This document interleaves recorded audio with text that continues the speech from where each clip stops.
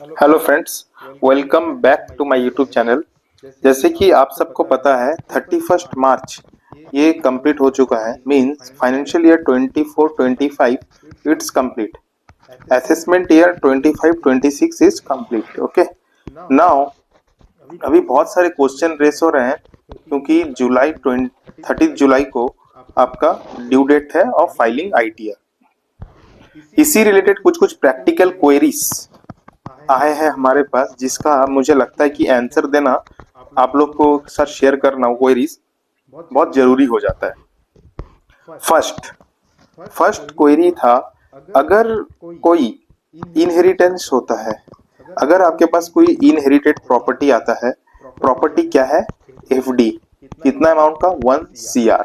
Okay, 1 CR का FD आ रहा है, तो इन दिस केस क्या इसे एज ए इनकम कंसीडर किया जाएगा? तो आप सबको पता ही है, इसका आंसर है नो। इनहेरिटेंस में अगर मतलब हमारे पूर्वज का कोई एसेट हमारे पास आ रहा है, उसे एज ए इनकम कंसीडर नहीं किया जाएगा।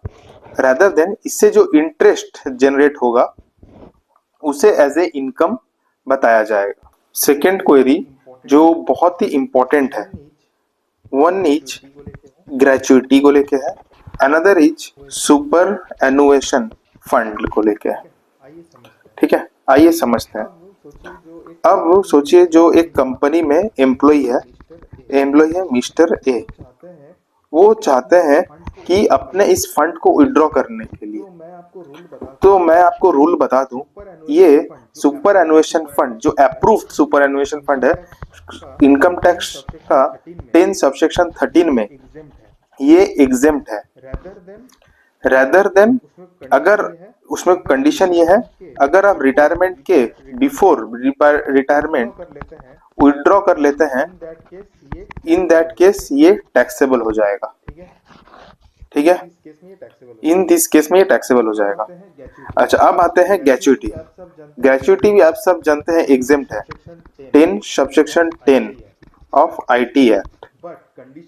But condition also there, maximum up to 20 lakh रुपया और एक्चुअल अमाउंट रिसीव्ड एक्चुअल और 15 डेज का कैलकुलेशन हमें करना पड़ेगा। 15/26 या 30 इंटू लास्ट ड्रॉन सैलरी या 10 मंथ का average salary into number of years completion. समझ गए?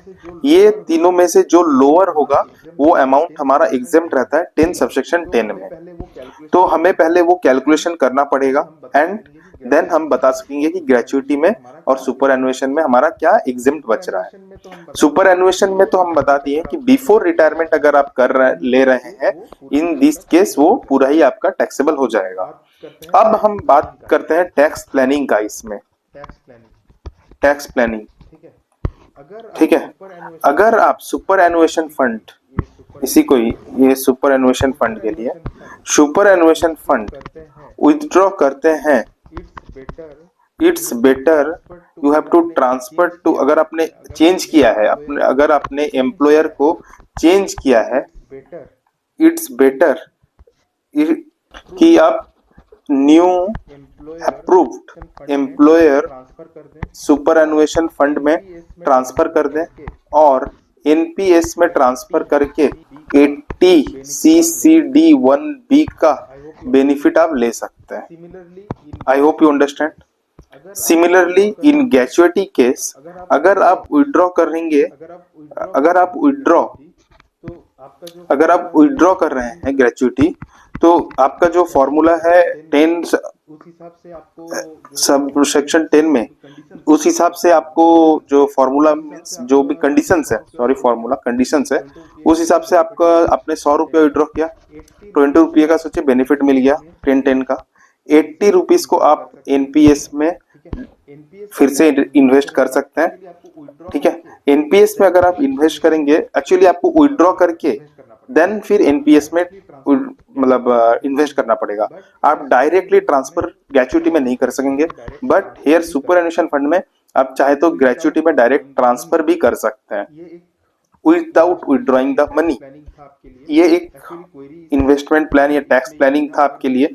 एक्चुअली क्वेरी इसमें दोनों में इसमें यही था, अगर ग्रेचुइटी है सामने वाला का एंड सुपर एनुएशन फंड है तो क्या टैक्स लगेगा विड्रॉ पे, एंड क्या इसका प्लानिंग वो कर सकते हैं।